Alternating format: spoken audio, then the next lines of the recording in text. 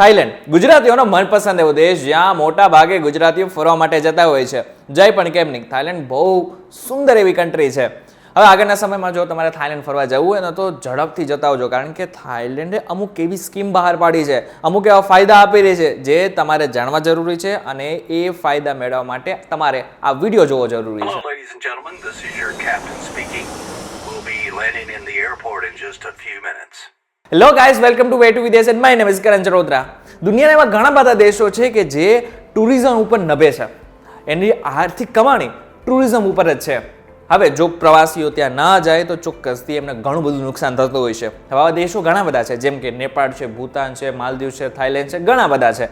હવે આખરે છેલ્લે જ્યારે 2020માં કોરોના આવ્યો ને, તો 2020થી લઈને 22 સુધી ઘણા બધા દેશોએ પોતાના જે લોકો છે એને બહાર મોકલવાનું બંધ કરી દીધું હતું. હવે એવા સમયે આ જેટલા પણ દેશો એવા છે કે જેઓ ટુરિઝમ ઉપર નભે છે ને, એ બધા જ દેશોની જે આર્થિક સ્થિતિ છે ને એ બહુ પડી ભાંગી. હવે કોરોનાનો કપરો કાળ તો ચાલ્યો ગયો, ક્યાંક ક્યાંક કોરોના કેસ તો આવે છે, પરંતુ હવે નહીવત પ્રમાણમાં છે. એટલા માટે જ હવે લોકો બહાર પણ નીકળી રહ્યા છે. હવે આવા સમયે મોટા ભાગના જેટલા પણ એવા દેશો છે કે જેઓ ટુરિઝમ ઉપર નભે છે ને, એ બધા જ દેશોએ ક્યાંક ને ક્યાંક નવી નવી સ્કીમો ખોલી છે, નવી નવી યોજનાઓ ખોલી છે, જેથી લોકો એ દેશમાં આવે ને એ દેશની આર્થિક સ્થિતિ સુધરે. હવે આવા દેશોએ વિઝા ફ્રી એન્ટ્રીની શરૂઆત કરી દીધી છે. હવે વિઝા ફ્રી એન્ટ્રીનો મતલબ શું થાય છે? વિઝા ફ્રી એન્ટ્રીનો મતલબ એમ થાય છે કે તમારે એ દેશમાં ફરવા જવા માટે કોઈ જ વિઝા નહીં જોઈએ, પહેલાં પણ નહીં અને ત્યાં જઈને એટલે કે ઓન અરાઇવલ વિઝાની પણ કોઈ જાતની જરૂરિયાત નથી. તમારી પાસે માત્ર ને માત્ર ભારતનો પાસપોર્ટ હોવો જોઈએ. ભારતના પાસપોર્ટ ઉપર તમે એ દેશમાં જઈ શકો છો. હવે ક્યાંક ને ક્યાંક થાઈલેન્ડે પણ હવે ભારતીયો માટે પોતાના દરવાજા ખોલી નાખ્યા છે, એટલે કે આવનારા ઘણા બધા સમય સુધી લગભગ નવેમ્બર 2024 સુધી તમને ત્યાં જવા માટે કોઈ પણ પ્રકારના વિઝા નહીં જોઈએ. એટલા માટે જ થાઈલેન્ડની સરકારે હવે નક્કી કર્યું છે કે નવેમ્બર 2024 સુધી દરેક ભારતીયોને વિઝા ફ્રી એન્ટ્રી આપશે. 2023ની વાત કરવામાં આવે તો લગભગ 2 કરોડની આસપાસ લોકો થાઈલેન્ડ ફરવા માટે ગયા હતા, જેમાંથી એક મોટો હિસ્સો ભારતીયોનો હતો. નવેમ્બર 2022 અને એપ્રિલ 2023ની વચ્ચે ભારતમાંથી થાઈલેન્ડ મુલાકાતીઓની સંખ્યા 7,55,066 હતી, જે 2023થી 24ની વચ્ચે આંકડો વધીને 9,68,000 થઈ ગયો છે. હવે મહત્વની વાત તો એ છે કે મોટાભાગના ભારતીયો થાઈલેન્ડ જવાનું પસંદ એટલા માટે કરે છે કારણ કે ભારત અને થાઈલેન્ડ વચ્ચેનો જે ગેપ છે, ટ્રાવેલ ગેપ છે, એ માત્ર ને માત્ર 4.5 થી 5 કલાકનો છે. એટલા માટે જ ઝડપથી પહોંચી શકાય છે. અને જો નાનું મિની વેકેશન કરવું હોય ને 5 થી 7 દિવસનું, તો થાઈલેન્ડ બેસ્ટ કહેવાય. અને હા, એક વસ્તુ સમજી લેજો કે તમે ત્યાં 30 દિવસની વચ્ચે જ રહી શકો, એટલે કે 30 દિવસ પછી નથી રહી શકતા.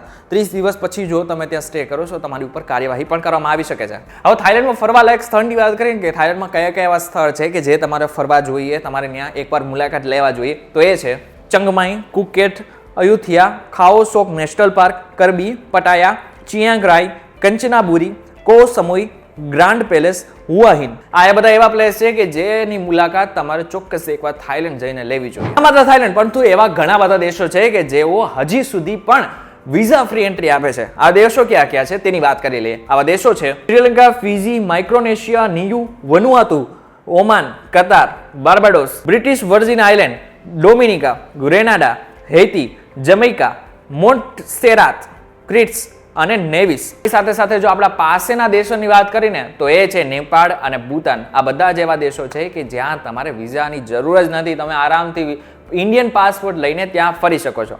હવે હા, આગળના સમયમાં જો તમારે થાઈલેન્ડ જવાનું હોય ને તમારો કોઈ મિત્ર ના પાડતું હોય કે થાઈલેન્ડ નથી જવું, વિઝાનું કોઈ ટેન્શન થશે કે વિઝા નહીં મળે, આવા બધા પ્રશ્નો હોય તો તેમને આ વિડીયો એકવાર ચોક્કસથી બતાવી દેજો અને એમને કહેજો કે વિઝાની જરૂર જ નથી, તમે થાઈલેન્ડ ઇન્ડિયન પાસપોર્ટ ઉપર જઈ શકો છો.